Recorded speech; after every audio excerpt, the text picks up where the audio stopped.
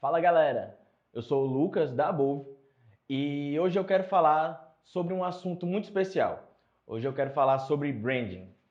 Como vocês já devem ter ouvido falar muito nisso aqui, e é uma palavra que agora está muito na moda, a gente vai explicar o que é o branding de fato como conceito.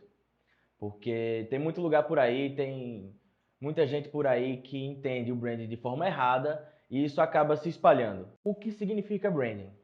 Branding, traduzido para o português, é marca. Só isso. Mas o que parece simples, não é? Mas o que essa tradução esconde é um conceito muito mais profundo. O branding como conceito é a gestão estratégica de marcas. Eu vou te explicar. Bom, para a gente entender como o brand surgiu como modelo de gestão, a gente precisa entender o contexto. E para isso a gente vai ter que voltar um pouquinho no tempo, coisa de 50 anos atrás, para comparar com o nosso mercado atual. O que acontece hoje? Hoje o mercado vive um processo de comoditização. Mas o que é isso? O que são commodities? Commodities são quando não existe mais diferença ou diferenciação entre produtos. O que acontece no mercado hoje? E o que acontecia antes? Antigamente, existiam pouquíssimas empresas, era muito difícil se abrir uma empresa, ter acesso à mão de obra qualificada, ter acesso à matéria-prima. Então era muito difícil ter indústrias, isso no mundo todo. Aí o que acontecia? Naquela época havia muita demanda e pouquíssima oferta. Isso fez com que as empresas que existiam tivessem pouquíssimos concorrentes. Coisa de 2 e 3 e olhe lá. Mas o que acontece hoje? Com as facilitações da economia, com as facilitações da tecnologia, com todas essas facilitações, hoje o mercado está saturado, hoje o mercado está repleto de concorrentes. Para falar sobre isso, a gente vai dividir em alguns tópicos para mostrar a você o que andam fazendo e como faziam. Primeiro, produto não é diferencial. Por que produto não é diferencial? Hoje, com toda essa concorrência, com toda essa oferta do mercado, ter certo tipo de produto não lhe diferencia mais dos outros concorrentes. Quer entender melhor? Você se lembra da febre que chegou aqui no Brasil, que foram as paletas mexicanas? Você deve lembrar que no início, em cada shopping havia filas gigantes, todo mundo atrás, e havia no máximo uma ou duas ou até três marcas, sendo uma mais conhecida. Mas o que aconteceu? Em menos de 3 anos, o número de paletarias no Brasil quase que triplicou. E de repente, todo o que era um produto exclusivo de uma ou duas marcas passou a ser um produto de todo um mercado. Ou seja, o que eu quero dizer aqui? Você ter certo produto não é mais diferenciação. Ninguém mais se diferencia por isso. Os casos da paleta mexicana ilustram perfeitamente isso. Uma empresa que apostava somente num produto como diferenciação e hoje qualquer restaurante que você vai, qualquer shopping tem uma paletaria, tem uma marca diferente.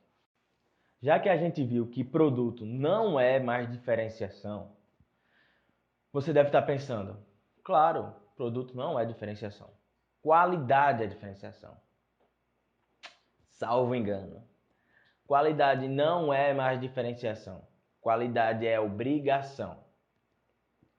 Hoje, num mercado saturado e com muita oferta, a maioria dos produtos tem o mesmo padrão ou o mesmo nível de qualidade. Quer entender? Com um exemplo? No mercado de cervejas aqui no Brasil, tem até uma certa variedade de cervejas, uma certa variedade de rótulos, porém o que a gente vê é que são poucas empresas que acabam produzindo a maioria dos rótulos. Vamos citar aqui o caso da Ambev, por exemplo. A Ambev, que é a produtora da Skol, da Brahma, da Colorado, da Budweiser, são vários rótulos de vários tipos de categorias que ela tem. E pensa comigo, você acha que dentro da Ambev existe um grande diferencial de padrão de qualidade entre, por exemplo, a Brahma e a Skol, que são de setores parecidos, são de categorias parecidas? Não, não há. Mas aí você deve estar pensando, meu produto é de qualidade e ele vai brigar no mercado com um preço baixo. Tem uma má notícia para te contar. Preço não é diferenciação. Quando a gente fala de preço, a gente tem dois principais problemas. O primeiro, brigar por preço não é saudável para você nem para o seu produto. Por que não? Porque sempre vai ter alguém que cobre mais barato do que você. Sempre vai ter alguém. Os designers gráficos vão se identificar com essa parte. Sempre vai existir a história do meu sobrinho cobra mais barato, não sei quem cobra metade do preço.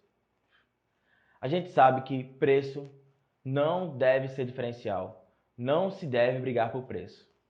Fora isso, ainda tem um outro grande problema. Preço não é somente número, ele também é um indicativo de percepção de valor. Se de repente você tem um produto de altíssima qualidade e com um preço bem abaixo, pode ser que ele seja percebido pelo consumidor como um produto de má qualidade ou de não tão boa qualidade. É por isso que preço não pode ser diferencial. A gente já viu aqui que produto não é diferencial, que qualidade não é diferencial, mas sim obrigação, e que preço não é diferencial e que não se deve competir por ele. Você deve estar pensando agora, e se for pensarmos em variedade, alguma coisa assim? Olha, vamos pegar o mercado de refrigerantes, por exemplo. Você já parou para pensar quantos sabores existem ou quantos já existiram? São diversos. Variedade, hoje, qualquer tipo de variedade que você tentar aplicar pode ser facilmente replicada pelos seus concorrentes.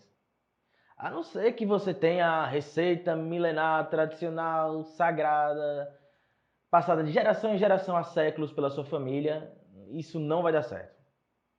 Hoje é facilmente replicado qualquer tipo de variedade que você tentar. Mas bom, se não dá para ganhar na variedade, aí vai ganhar na tecnologia. Afinal, o mundo avança tanto e a gente precisa sempre se inovar e a tecnologia pode ser uma ferramenta para isso. Acontece que, infelizmente, tecnologia não é mais diferenciação. Como não? Ó, vamos pensar num dos maiores exemplos de tecnologia que a gente tem hoje. A Apple. Quando a gente pensa na Apple, que logo nos vem à mente quando falamos de tecnologia, de ponta, inovação e tudo mais, a gente espera que haja uma grande diferença dela para a maioria dos concorrentes, quando não é bem isso que acontece. Marcas chinesas como a Huawei e a Xiaomi hoje já conseguem copiar a tecnologia da Apple e às vezes até oferecer um smartphone, por exemplo, com uma tecnologia muito mais avançada, um chip muito mais potente, uma memória muito melhor, por um preço mais baixo. E como é que a Apple consegue concorrer com tudo isso? Marca. A grande diferenciação da Apple é a marca. Já que a gente viu que a tecnologia avança e que não é mais um diferencial, que os nossos concorrentes conseguem copiá-la, também vamos falar de outro ponto agora. O público. Em comparação a 50 anos atrás, há mais tempo atrás, o público mudou muito. O público não é mais o mesmo. Não existe mais aquele estereótipo de o público tal, classe média A, B, não sei o que. Não existe mais isso. Hoje o público é diverso, hoje o público tem várias tribos. Hoje o público é bastante segmentado. Você não vai conseguir atingir o público como se atingia 50 anos atrás. Hoje as pessoas têm propósitos, elas têm razões, elas têm bandeiras a se levantar. E o que as marcas têm que fazer hoje é encontrar o seu propósito e levantar essas bandeiras junto a elas. Já que o público não é mais o mesmo, que tecnologia não é mais diferenciação, que variedade não é mais diferenciação, que preço não é mais diferenciação, que qualidade não é diferenciação e que o produto não é mais diferenciação, o que é que a gente pode fazer?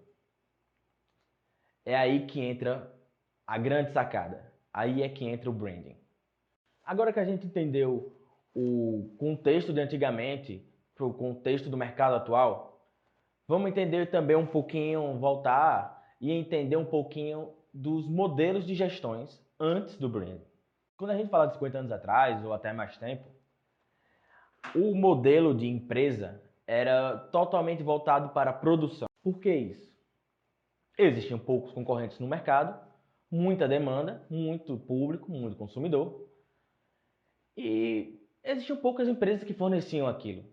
Então, a única coisa que a empresa tinha que focar e se preocupar era na questão de produzir, na questão de logística da empresa e na questão de distribuir, e só.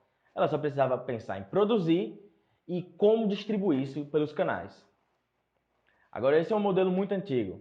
Com a entrada de novos concorrentes, com a entrada de um mercado começando a saturar um pouco mais, muda-se o modelo de gestão e parte para o que nós conhecemos agora como marketing. No modelo de gestão de marketing, com a entrada de vários concorrentes, a gestão da empresa ela passa a ser voltada para conquistar o mercado, para ter uma maior participação de market share, por exemplo.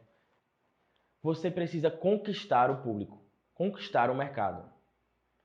E é aí que entra toda essa gestão. Ela é voltada para a comunicação, para a divulgação, para conhecerem o produto. Até então, era assim que funcionava. Era aí que esses tópicos que a gente falou atrás, como preço, variedade e tudo mais, era diferenciação. Mas chegou um momento que isso não bastava mais. Isso não basta. Hoje, com uma super oferta de produtos, um mercado super saturado e comoditizado, é aí que entra o modelo de gestão de branding. Mas tá, qual é a diferença do modelo de gestão tradicional de produção para o de marketing, para o de branding? Qual é a grande diferença? No modelo de gestão estratégico de branding, a gente trabalha com diferenciais intangíveis. Ah, mas como assim diferenciais intangíveis? Vamos exemplificar? Vamos pensar num dos maiores cases de branding que existe até hoje, a Coca-Cola. Eu quero fazer uma pergunta para você. O que a Coca-Cola vende? Vou dar um tempinho para você pensar.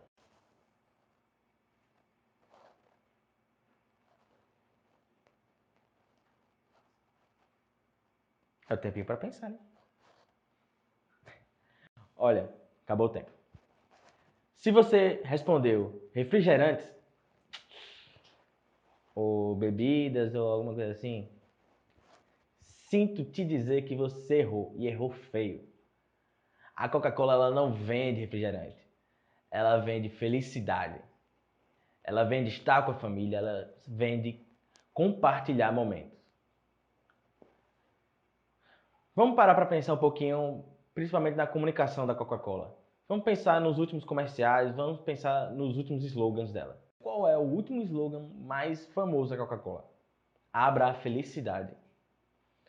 A maioria das campanhas delas são pautadas nesse tipo de comunicação e se você pensar, os comerciais também são sempre voltados para compartilhar uma Coca-Cola com a família no almoço de domingo. O Natal é importante porque ele fala disso com a família, se compartilhar de momentos.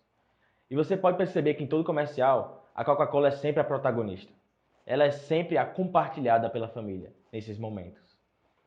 E compartilhar com amigos também é estar nesses momentos mais felizes. Abra a felicidade. Ela é sempre pautada em compartilhar momentos, em abrir a felicidade. Vocês já repararam que, como é único nos comerciais, quando abre-se uma Coca-Cola, aquele refresh de tsh, aquilo é abrir a felicidade para eles. Tudo isso está englobado no que a Coca-Cola vende. Agora que você já entendeu todo o contexto em que o mercado está inserido hoje e como o branding, como modelo de gestão surgiu, a gente vai falar agora de como o branding trabalha de fato, em que ele é pautado.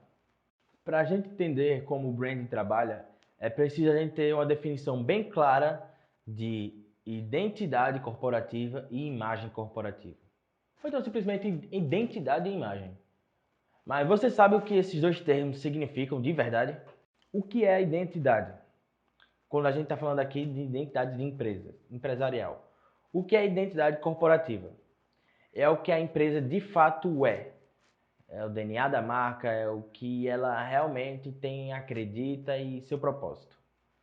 E o que é a imagem? A imagem é como a empresa é percebida. Veja, preste atenção. A identidade é o que ela é de fato e a imagem é como ela é percebida pelos terceiros, aos olhos de outros. E por que a gente está falando desse conceito aqui?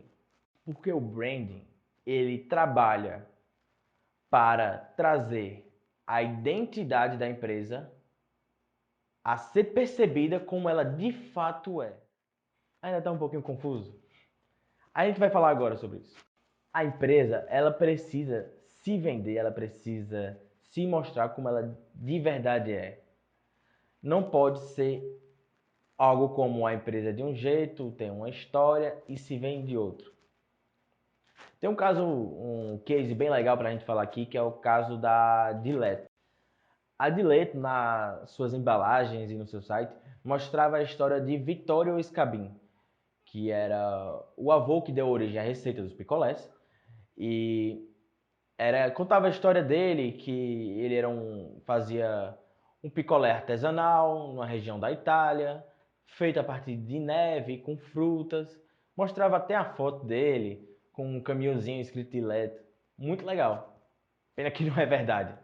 E quando os consumidores descobriram, a maioria ficou revoltada com a empresa. Ela chegou a ser investigada pelo CONAR, que é o Conselho Nacional de Autorregulamentação Publicitária. Ou seja, a Dileto tentou vender uma história que não é dela. Ela tentou vender uma imagem que não pertencia à identidade da empresa. Os consumidores, uma hora ou outra, vão descobrir a verdade. E isso não vai dar certo.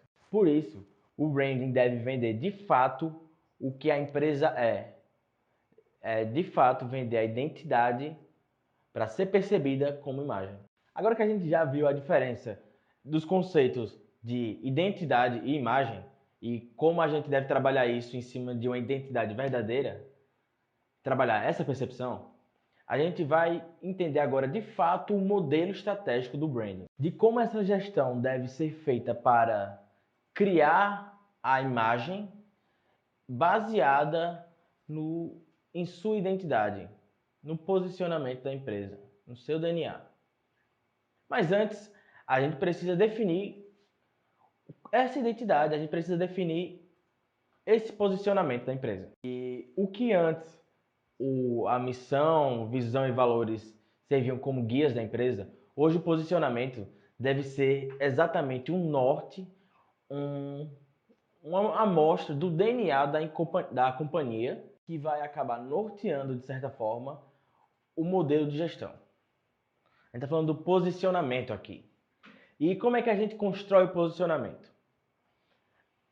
Aqui na Bove, a gente trabalha o posicionamento como uma espécie de resumo de alguns fatores, que são ele, por exemplo, o público, a missão da empresa, ou no caso, o seu propósito, para o que a sua empresa nasceu, a visão, os valores, a dor que você quer sanar do seu público e também o seu diferencial. Aquilo que a gente já falou antigamente, aquilo que a gente já falou antes sobre diferencial intangível. Qual é o diferencial da sua companhia? Qual é o diferencial da sua empresa, da sua marca? São baseados nesses pontos que a gente constrói o posicionamento. Se vocês derem uma olhada no artigo que a gente escreveu para o blog, a gente colocou lá um exemplo da própria Bove. Como a gente escreveu resumidamente, a nossa missão, visão, valores e como tudo isso construiu o posicionamento que nós temos hoje. Vamos supor que você já fez tudo isso e que seu posicionamento já está bem claro e bem definido. Então a gente vai partir agora para uma parte extremamente importante. A gente vai partir agora para a parte da identidade da sua marca. Mas como é isso? A gente tem que definir certos padrões da sua empresa. Eu vou citar aqui alguns que são acaba variando de empresa para empresa, mas eu vou citar alguns que são mais recorrentes e que são muito importantes também.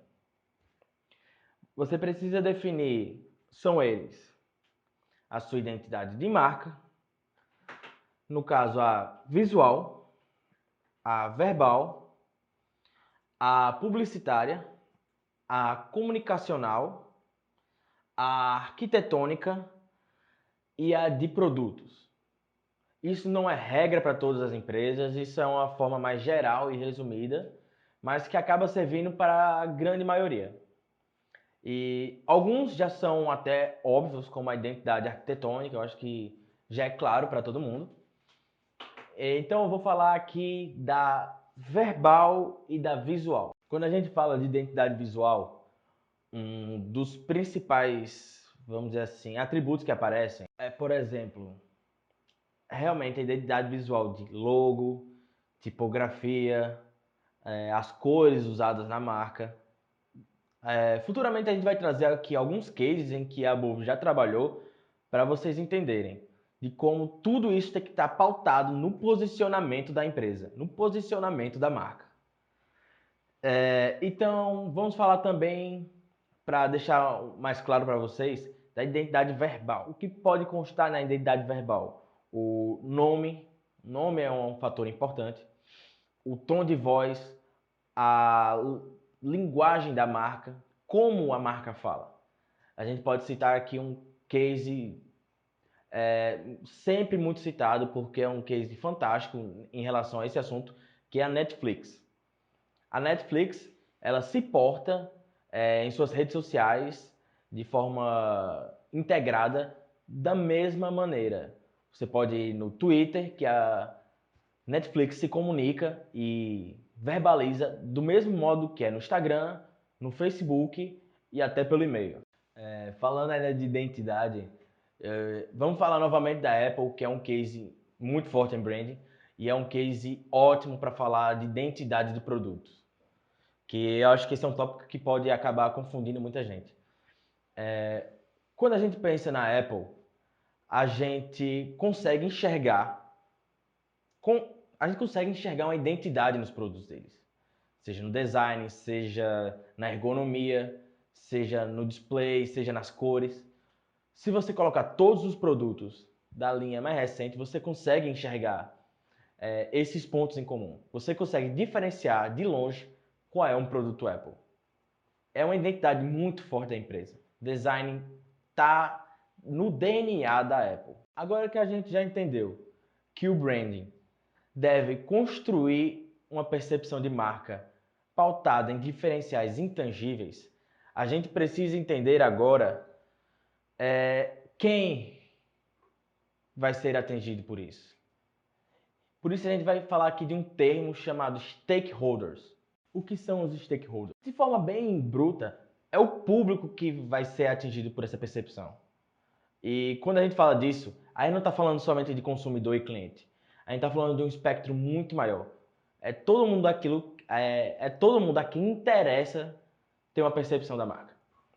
E esse é um campo bem aberto, se você parar para ver direitinho. Clientes estão nisso, funcionários estão nisso, os fornecedores estão nisso, jornalistas, a opinião pública, órgãos, até o governo pode estar inserido como um stakeholder. Tudo depende da companhia e dos objetivos da empresa. E por que é tão importante, por exemplo, falar de funcionários?